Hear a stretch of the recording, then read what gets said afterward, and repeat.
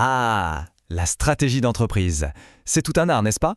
L'art de tracer une route, un chemin clair vers l'avenir. Et attention, on ne parle pas ici de sortir une boule de cristal pour deviner le futur, non, non. Il s'agit plutôt de se construire une super boîte à outils pour pouvoir y faire face, et même pour le façonner. Au fond, la question que tout le monde se pose, que chaque dirigeant a en tête, c'est bien celle-ci. Dans un monde qui bouge tout le temps, qui devient de plus en plus complexe, comment on fait pour naviguer? Comment on fait non pas juste pour survivre, mais pour vraiment réussir, pour prospérer? C'est un peu comme un grand puzzle, et aujourd'hui on va assembler les pièces ensemble. Et voilà justement la carte de notre parcours. C'est ça la démarche stratégique. C'est un processus vraiment logique en plusieurs temps. D'abord, on se regarde soi-même, on regarde l'environnement. Ensuite, on met tout ça ensemble, on fait une synthèse. Et seulement après, on peut choisir une direction et y aller. Chaque étape est absolument cruciale, on ne peut en sauter aucune.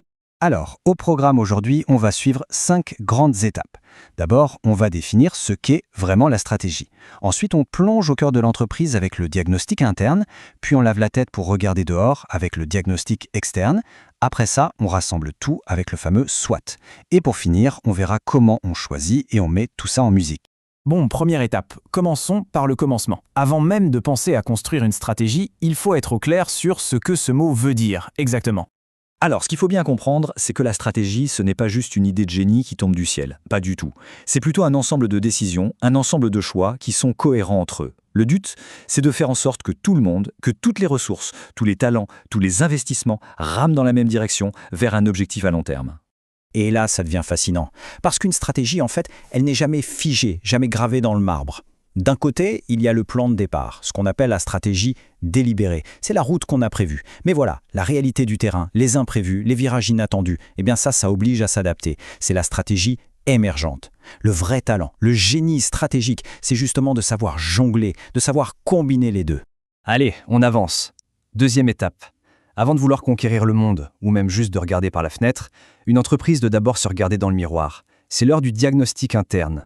L'objectif ici, il est très clair. Il s'agit d'identifier ce qui rend l'entreprise forte, ce qui la rend unique et performante. Ça, ce sont ses forces. Et en même temps, il faut aussi regarder là où ça fait mal, ses points faibles, ses vulnérabilités. C'est un exercice qui demande une franchise totale, mais c'est absolument indispensable. Ce schéma, il est vraiment parlant. Il nous montre comment, pas à pas, on construit un avantage sur la concurrence qui dure dans le temps. En fait, tout part des ressources. Ces ressources, quand on les combine intelligemment, elles créent des compétences. Et c'est là que ça devient crucial. Ce sont les compétences clés, celles qui sont vraiment uniques, celles que les autres n'ont pas, qui vont forger ce fameux avantage concurrentiel. Alors, pour être plus précis, on a d'un côté les ressources qu'on peut toucher, les ressources tangibles, les bâtiments, les machines, et de l'autre, les intangibles, la réputation d'une marque, un brevet, un savoir-faire particulier. Mais le vrai trésor, le secret le mieux gardé, ce sont les compétences fondamentales. C'est ce truc que l'entreprise sait faire mieux que tout le monde et que les concurrents ont un mal fou à imiter. Et pour cette analyse interne, il y a un autre outil hyper puissant, la chaîne de valeur, popularisée par Michael Porter. L'idée, c'est de décomposer l'entreprise en une série d'activités, un peu comme si on démontait une machine pour voir comment elle fonctionne. Il y a les activités principales qui fabriquent le produit et les activités de support, comme les RH ou la compta. Le but, c'est de repérer très précisément à quel endroit on crée de la valeur pour le client. Et au bout du compte, le résultat de toute cette création de valeur, qu'est-ce que c'est? Eh bien, c'est la marge. C'est tout simple, c'est la différence entre le prix que le client accepte de payer et les coûts que l'entreprise a eus pour produire le bien ou le service. Donc quand on optimise sa chaîne de valeur, l'objectif final, c'est de maximiser cette marge. Ok, l'introspection, c'est fait. L'entreprise s'est bien regardée dans le miroir. Maintenant, il est temps de regarder par la fenêtre, de scanner l'horizon. On passe au diagnostic externe. Et là, l'objectif change complètement. Il s'agit de repérer les vents favorables, les opportunités à saisir pour aller plus vite. Mais il faut aussi être capable de voir les nuages noirs à l'horizon, les menaces qui pourraient ralentir la course ou même faire chavirer le navire. Pour avoir cette vue d'ensemble, un des meilleurs radars, c'est l'analyse Pestel. En gros, on va scanner tout le macro-environnement. Le contexte politique, la situation économique, les tendances de la société, les innovations technologiques, les questions écologiques et le cadre légal. L'idée, c'est de comprendre les grandes vagues de fond qui influencent tout le monde, car chacune de ces vagues peut être une chance ou un danger. Une fois qu'on a la vue d'ensemble, on zoome. On passe de la carte du monde à la carte du quartier, du champ de bataille. Et pour ça, on utilise les 5 forces de Porter. Cet outil, il nous aide à mesurer l'intensité de la concurrence. On regarde la bagarre entre les concurrents actuels, le risque que de nouveaux joueurs entrent sur le terrain, le pouvoir de négociation des clients, celui des fournisseurs et la menace des produits de remplacement. Bref, ça permet de prendre la température du secteur. Bon, on a fait notre introspection, on a regardé ce qui se passe dehors, maintenant c'est le grand moment. On rassemble tout, l'interne et l'externe se rejoignent. C'est l'heure de la synthèse. Et la clé pour une bonne synthèse, c'est de bien faire la différence entre ce sur quoi on a la main, nos forces, nos faiblesses, ça c'est contrôlable, et ce sur quoi on n'a aucun contrôle ou presque, les opportunités et les menaces qui viennent de l'extérieur. C'est vraiment la distinction fondamentale. Et pour mettre tout ça au clair, voici l'outil STAR, la fameuse matrice SWOT. Force, faiblesse, opportunité, menace. SWOT.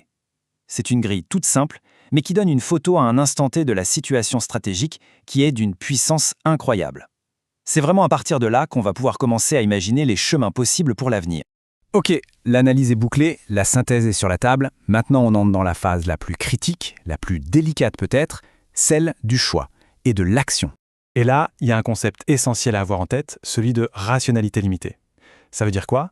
Ça veut dire que les dirigeants ne sont pas des super ordinateurs avec toutes les données du monde. En vrai, ils doivent décider avec des infos souvent incomplètes, avec la pression du temps. Ils ne cherchent pas la solution parfaite, celle qui coche toutes les cases à 100% parce qu'elle n'existe pas. Non, ils cherchent une solution satisfaisante, la meilleure possible dans les circonstances de... Et ce processus de décision, il suit souvent un petit modèle en 3 temps, le modèle IMC. D'abord, I pour intelligence, on collecte un maximum d'infos. Ensuite, M pour modélisation, on élabore des scénarios, des solutions possibles. Et enfin, C pour choix, on sélectionne l'option qui semble la plus satisfaisante, même avec une part d'incertitude. Alors pour résumer tout ça, qu'est-ce qu'on doit garder en tête? Premièrement, la stratégie, c'est un processus, c'est un voyage, pas une destination finale. Deuxièmement, les analyses internes et externes, c'est le b.a.-ba, c'est crucial. Troisièmement, la matrice SWOT, c'est la boussole parfaite pour ce voyage. Et enfin, et c'est peut-être le plus important, les plans, c'est bien, mais il faut toujours être prêt à les adapter quand le vent tourne. Et ça nous laisse avec une dernière question, une question pour la route. Avoir une bonne carte, c'est-à-dire une stratégie claire, c'est absolument essentiel, on est d'accord. Mais au final, la véritable excellence stratégique, est-ce que ce n'est pas cette capacité à lâcher la carte, à naviguer à vue, quand on se rend compte que le terrain a complètement changé?